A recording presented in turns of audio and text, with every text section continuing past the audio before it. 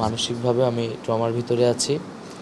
আমি মনে করি যে আমাদের বৈষম্যবিরোধী ছাত্র আন্দোলনকে ছত্রভঙ্গ করার জন্য আমাদের সমন্বয়কদের নানা ধরনের এখানে প্রহসন এবং নাটক করা হচ্ছে। এখানে আমাকে গুম করা হয়েছিল।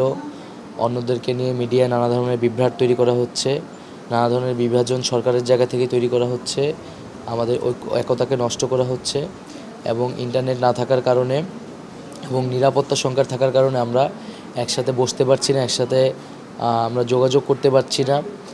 ফলে আমাদের সিদ্ধান্ত নিতেও আমাদের সমন্বয়হীনতা দেখা যাচ্ছে।